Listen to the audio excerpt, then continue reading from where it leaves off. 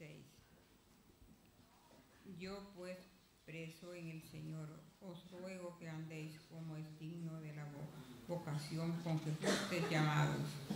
Con toda humildad y mansedumbre, soportándoos con paciencia los unos a los otros. Solícitos en guardar la unidad del Espíritu en el vínculo de la paz. Un cuerpo y un espíritu, como fuisteis también llamados en una misma esperanza de vuestra vocación. Un Señor, una fe, un bautismo. Un Dios y Padre de todos, el cual es sobre todos y por todos y en todos. Pero cada uno de nosotros fue dada la gracia conforme a la medida del don de Cristo. Por lo cual dice, subiendo a lo alto, llevó cautiva la cautividad y dio dones a los hombres. Y eso de que subió, que es sino que también había descendido primero a las partes más bajas de la tierra. El que descendió es el mismo que también subió por encima de todos los cielos para llenarlo todo. Y él mismo constituyó a unos apóstoles, a otros profetas, a otros evangelistas y a otros pastores y maestros. A fin de perfeccionar a los santos para la obra del ministerio, para la edificación del cuerpo de Cristo. Hasta que todos lleguemos a la unidad de la fe y del conocimiento del Hijo de Dios, a un varón perfecto, a la medida de la estatura de la plenitud de Cristo. Para que ya no seamos niños fluctuantes, ahora por doquier de todo viento de doctrina, por estratagemas de hombres, para engañar con astucias las hermanas de error. Sino que, siguiendo la verdad en amor, crezcamos en todo en aquel que es la cabeza, esto es Cristo. De quien todo el cuerpo bien concertado Y unidos entre sí por todas las coyunturas que ayudan mutuamente según la actitud propia de cada miembro para ir explicándose en amor. Gracias. Hasta aquí la lectura. Bueno, hermanos, inclinemos nuestros rostros para orar. Señor Padre amado, te damos las gracias, Señor, porque nos permites estar aquí, Señor, aprender más de tu palabra. Líbranos, Señor, de toda preocupación, problema que nos distraiga nuestro entendimiento para poder comprender la palabra, Señor, que tú nos das esta mañana. Y ayúdanos a que cada día podamos ponerla en práctica y que no solamente la escuchemos, sino que seamos hacedores de ella. En nombre de tu Hijo. Amén.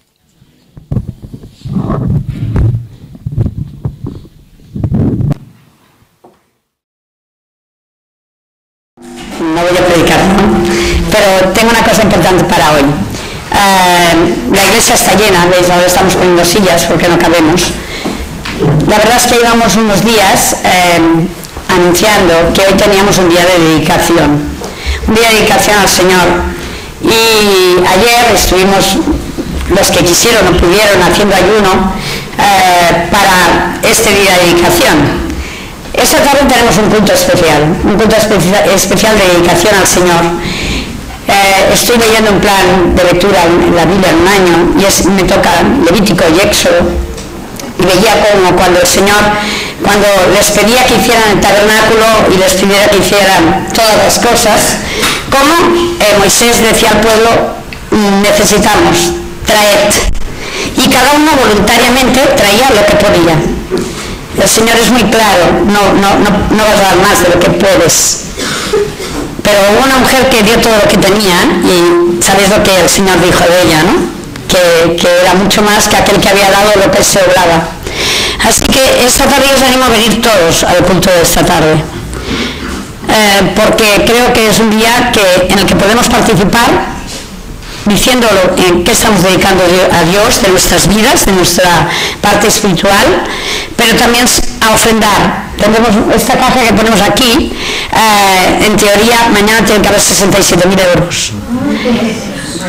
Es la verdad, o sea, es lo que necesitamos y no los tenemos, ¿a que no?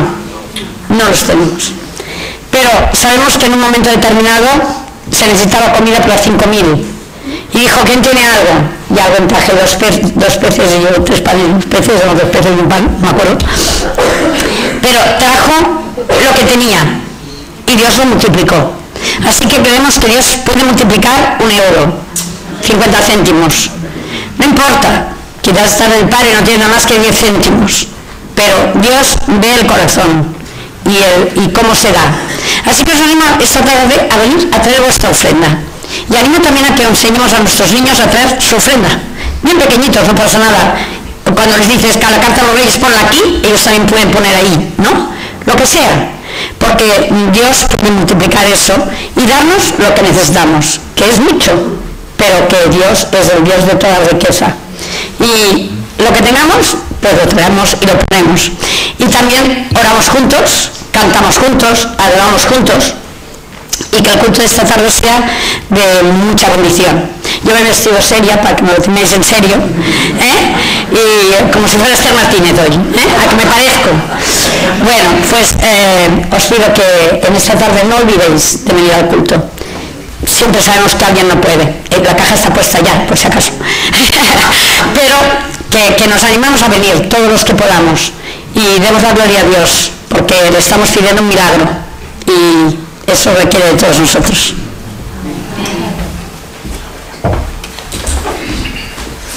Gracias, esposa, lo has hecho perfecto, Como veis, tenemos las fotos de ya casi terminando las instalaciones.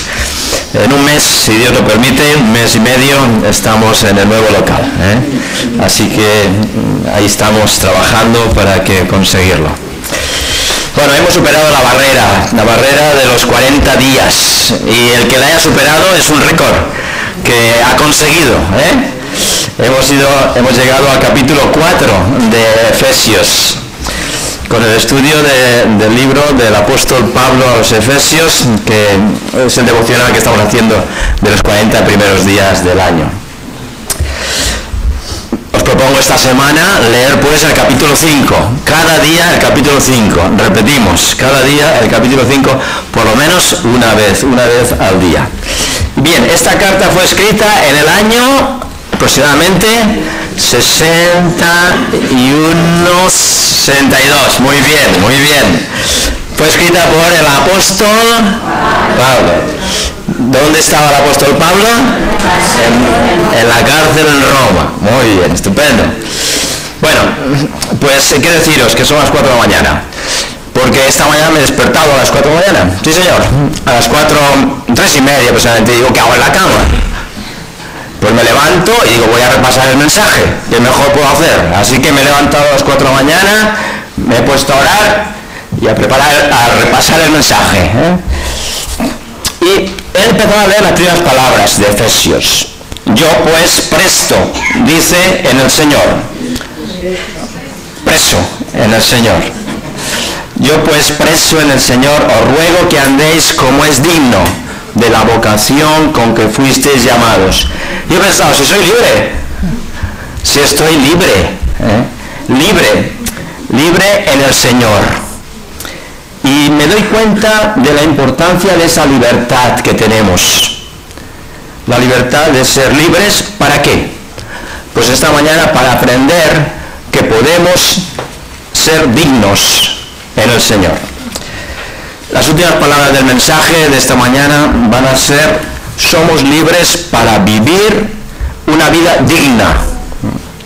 Fuimos elegidos para salvación, pero depende de nosotros el vivir esta salvación dignamente. Fuimos elegidos para salvación, pero el vivir esta salvación dignamente depende de nosotros. Así que eres libre, no estás preso. Somos libres para vivir dignamente la salvación, la vocación con que fuimos llamados. Cada uno de nosotros hemos sido elegidos, escogidos por Dios. Este es el mensaje principal del primer capítulo de Efesios. No sé si lo recordáis, que Él nos eligió según nos escogió antes de la fundación del mundo. Dios nos dio vida cuando estábamos muertos. Somos primicia, lo más precioso para Dios. Y este es el privilegio que tenemos. Somos elegidos, somos primicia para Dios, pero para vivir dignamente esa elección. Los primeros versículos que hemos leído nos hablan de nuestro andar, que debe ser digno de Cristo. Del versículo 1 al 6. Andar como es digno. ¿Qué significa? Significa vivir de acuerdo con nuestra posición en Cristo.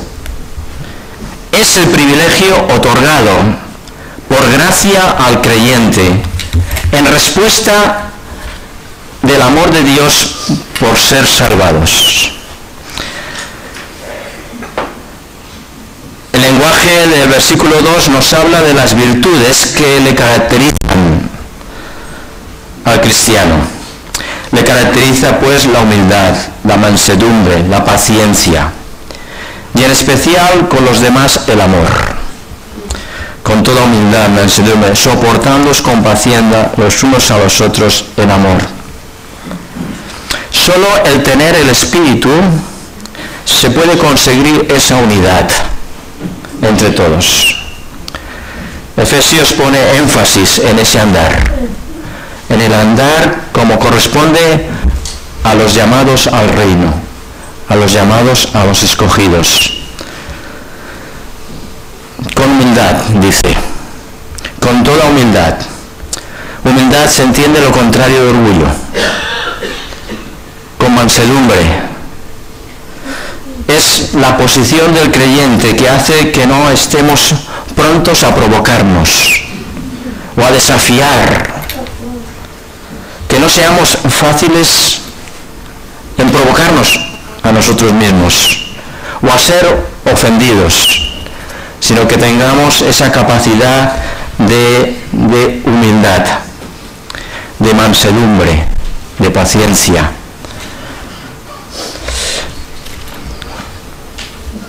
Nuestro andar debe ser digno de Cristo. Es tener pues una doctrina sana. Los versículos que continúan hablan de cuál debe ser la doctrina que caracterice al cristiano. La doctrina sana se basa en una buena forma digna de vivir, de andar. Dice que andemos pues en un solo cuerpo, formado por todos aquellos que han nacido de nuevo, que andemos en un espíritu, y ese espíritu es el Espíritu Santo de Dios en mayúscula, que andemos en una esperanza. Somos llamados a tener la misma esperanza, la venida de Jesucristo, esperando que el Señor regrese. Él se comprometió. Es necesario que me marche para regresar, para un día volver. Somos llamados a andar en un Señor, que es la cabeza del cuerpo, que es la Iglesia.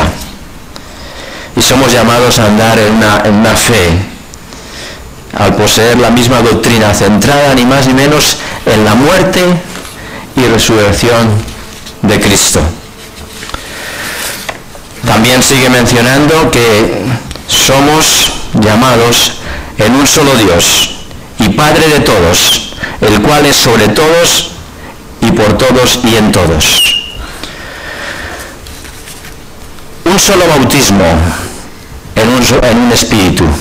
Somos bautizados en el Espíritu Santo.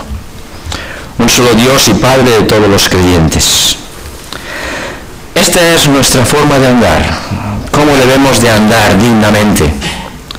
Segundo punto, encontramos el misterio y el andar con Cristo. Los versículos del 4 al 16 dice: pero cada uno de vosotros fue dada la gracia conforme a la medida del don de Cristo. Por lo cual dice: subiendo a lo alto, llevó cautiva la cautividad, y dio dones a los hombres. ¿Y eso de que subió qué es? Sino que también había descendido primero a las partes más bajas de la tierra. El que descendió es el mismo que también subió por encima de todos los cielos para llenarlo todo. Y el mismo que constituyó a unos apóstoles, a otros profetas, a otros evangelistas, a otros pastores y maestros, a fin de perfeccionar a los santos para la obra del ministerio, para la edificación del cuerpo de Cristo, hasta que todos lleguemos a la unidad de la fe y del conocimiento del Hijo de Dios, al hombre perfecto, a la medida de la estatura y la plenitud de Cristo. Así ya no seremos niños fluctuantes, llevados por doquiera de todo viento de doctrina, por estratagema de hombres, que para engañar emplean con astucia las artimañas del error, sino que, siguiendo la verdad en amor, crezcamos en todo en aquel que es la cabeza, esto es Cristo, de quien todo el cuerpo bien concertado y unido entre sí por todas las coyunturas que se ayudan mutuamente, según la actividad propia de cada miembro, recibe su crecimiento para ir edificándose en amor. ¿Cuál es el ministerio que tenemos? El ministerio que se nos ha sido encomendado, ni más ni menos que andar con Cristo. Tenemos dones para nuestro andar. A cada creyente le es dado algún don de la gracia, para que nos ayudemos mutuamente. A cada uno de nosotros se nos ha dado la capacidad y bendición espiritual para andar dignamente, según la vocación que hemos recibido. Todo se da según Cristo. Le parece bien otorgar a cada uno. No depende de nosotros, sino depende de Cristo, de Dios. Él tiene la capacidad de otorgar a cada uno de nosotros ese don imprescindible para que la Iglesia continúe, para que vaya adelante, para que todo crezca. Se menciona en estos versículos, el 7 y el 8, que a cada uno se nos ha sido dada la gracia conforme a la medida del don de Cristo. Y aparece aquí seguidamente una cita del Salmo 68, versículo 19, que parece como si estuviese ahí incluida, como si hubiera sido añadida, ¿no? Pero nos habla que dice, por lo cual dice, subiendo a lo alto llevó cautiva la cautividad y dio dones a los hombres. Y eso que subió, ¿qué es? Sino que también descendió.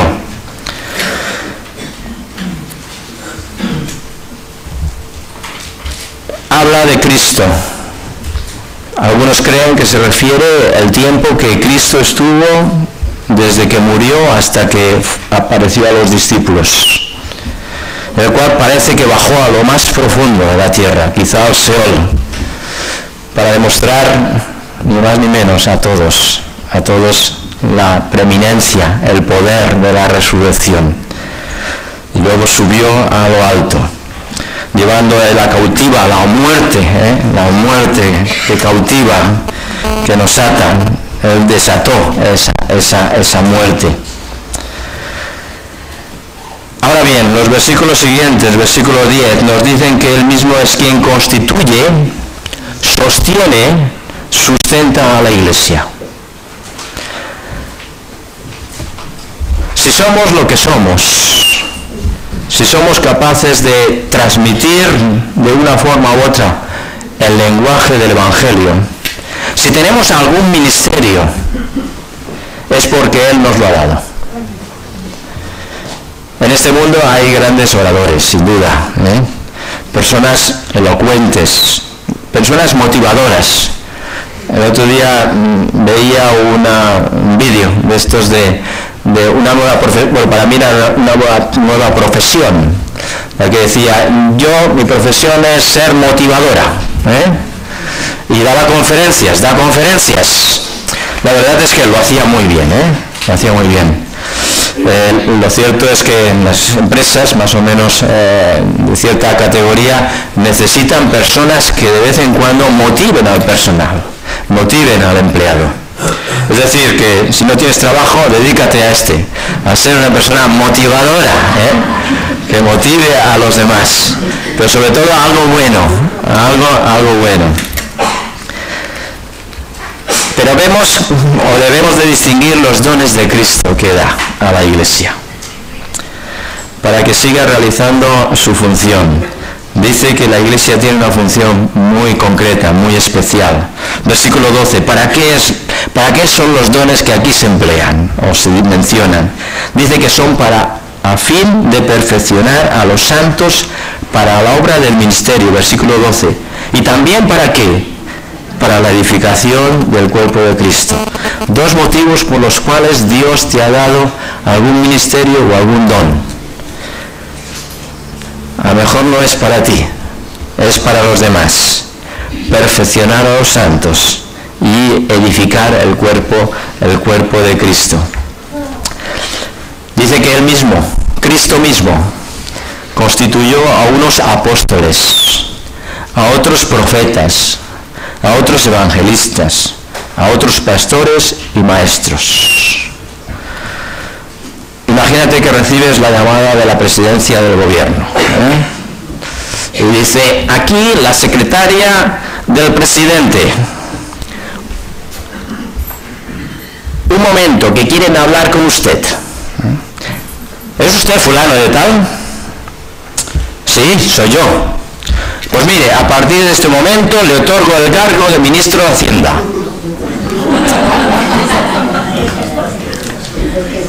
Usted podrá disponer de todos mis recursos económicos y riquezas. Así que actúe como bien crea oportuno. ¡Qué bien! Estupendo, ¿verdad? Vamos a dar de comer a los más necesitados, a erradicar el hambre. Vamos a acabar la construcción también de la iglesia. Pues no es así. Dios no nos constituye ministros en este sentido, sino nos constituye siervos, imaginaros, para hacer un trabajo de siervo, a favor de los demás. El propósito de los dones es ni más ni menos que perfeccionar a los santos para la obra del ministerio en nombre de Dios. Y además de perfeccionar a los santos, de apoyar, de ayudar, de ser ese estímulo en un momento determinado, es también de edificar la iglesia, produciendo pues esa madurez espiritual y manifestando el amor de Cristo, que al fin y al cabo Él es la cabeza de la iglesia. Es el que da los dones, el que provee a cada uno el ministerio para llevar a cabo. Es Cristo la cabeza de la iglesia. No es el ministerio de nuestra iglesia de coordinadores de ministerios, no son ellos. Es Cristo el que pone en ti el deseo, el amor, el ferviente don de servir a los demás, para ir perfeccionándonos y edificándonos en unidad. Dice que para que lleguemos a la unidad, para que seamos uno, nuestro trabajo no es un trabajo individual. No podemos coger el ministerio e ir por nuestra cuenta, de una forma individual sin contar con los demás. Nuestro trabajo, nuestro ministerio es colectivo, juntamente con los otros, con los demás. No podemos ir solos. Seguro piensa, bueno, yo ya estoy creciendo espiritualmente.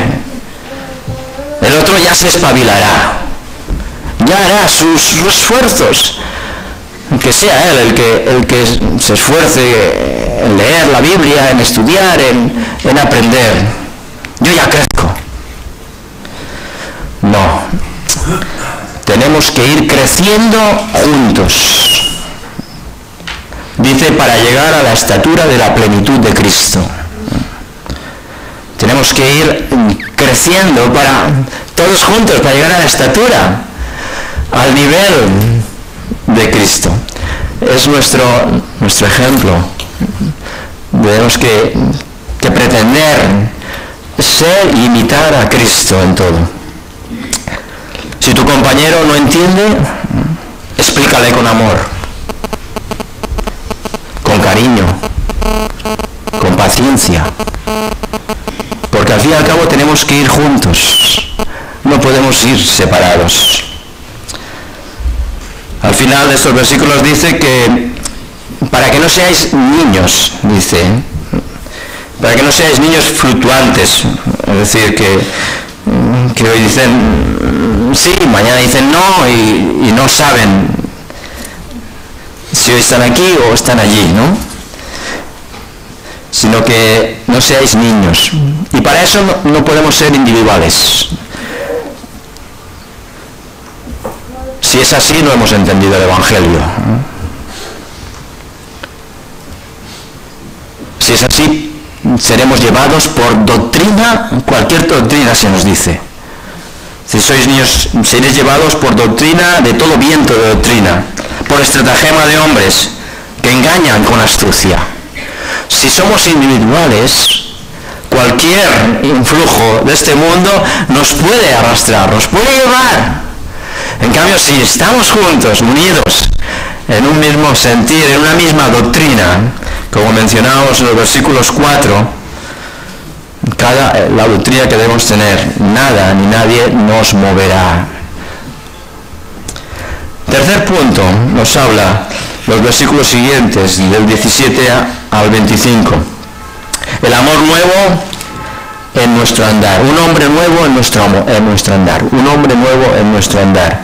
Dice Pablo, esto pues digo y requiero en el Señor, que ya no andéis como los gentiles que andan en la vanidad de su mente, teniendo el entendimiento entenebrecido, ajenos de la vida de Dios por la ignorancia que en ellos hay, por la dureza de su corazón.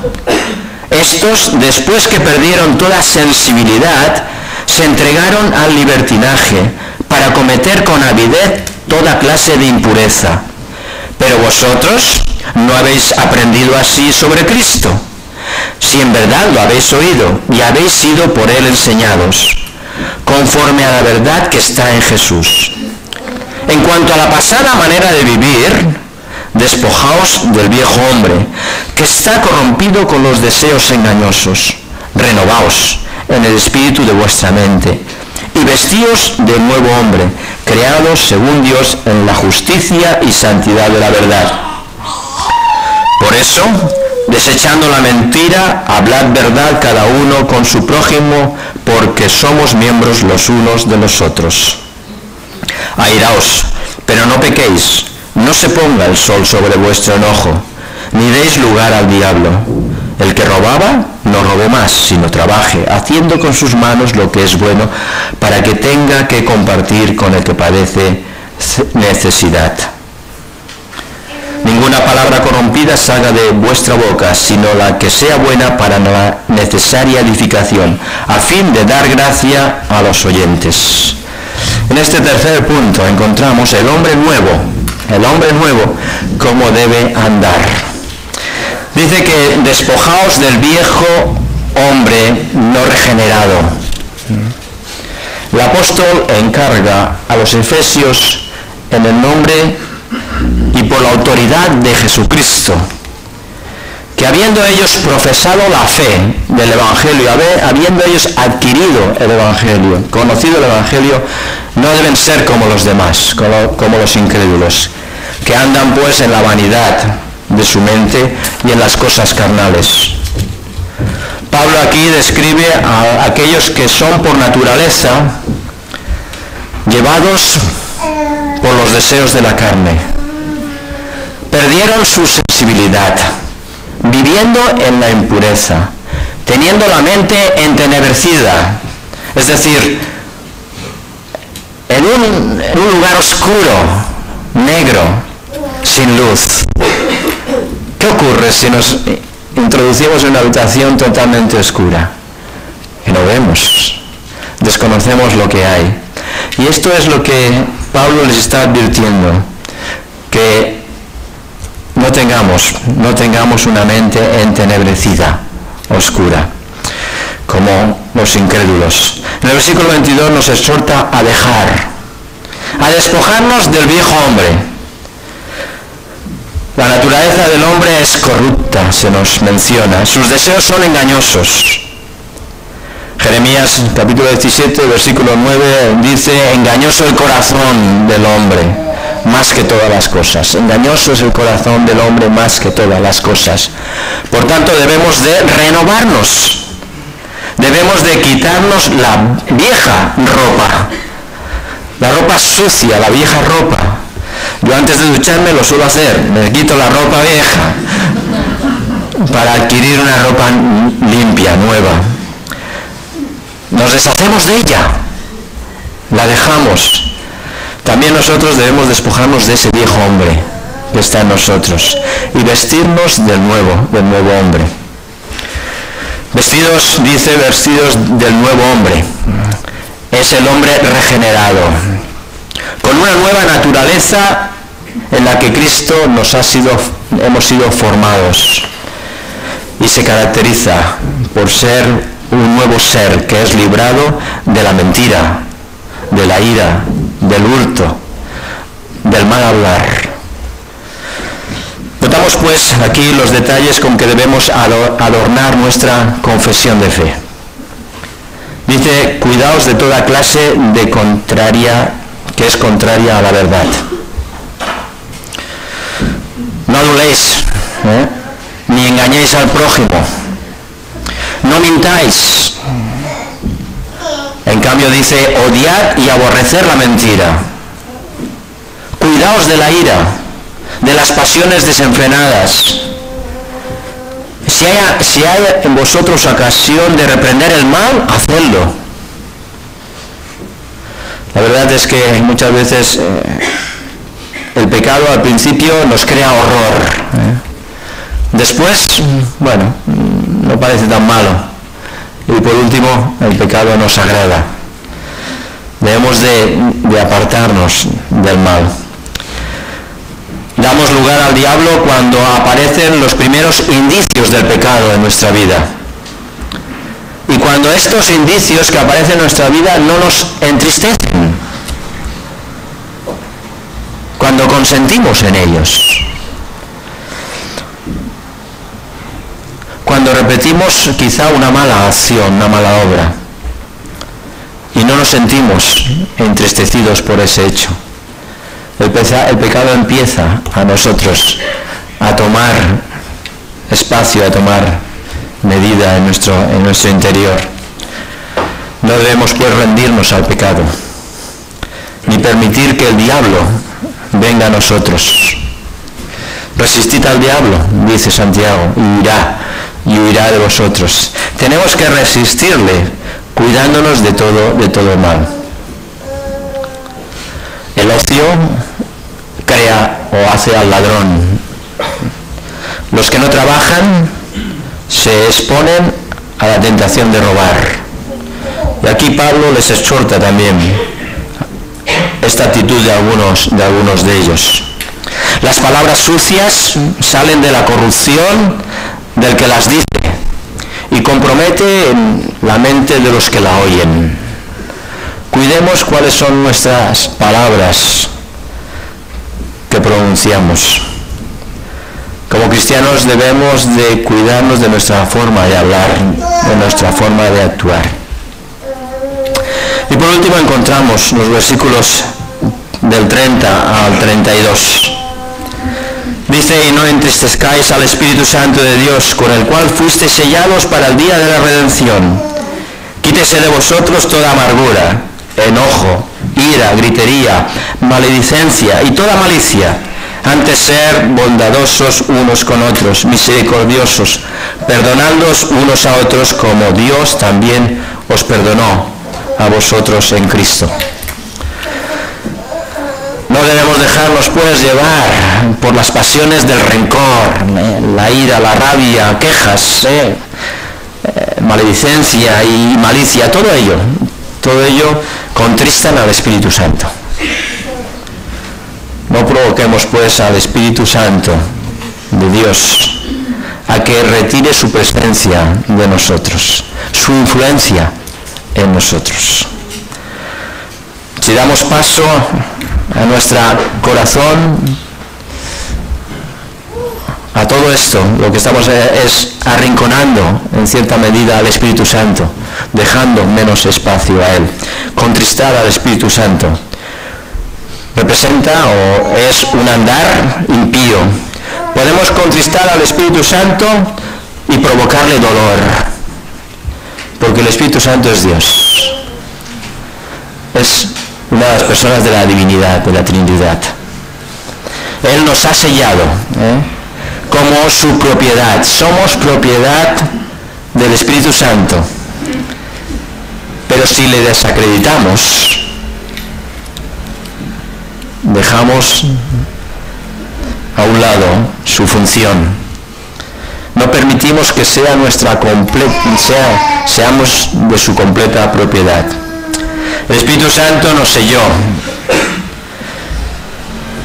en el día de la redención. Leíamos en el capítulo primero cómo el Espíritu Santo fuimos sellados en el Espíritu Santo. El Espíritu Santo nos capacita para desechar al pecado.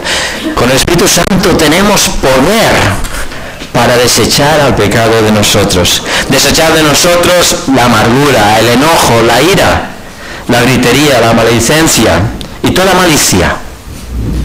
También nos capacita para ser benignos, misericordiosos, perdonadores.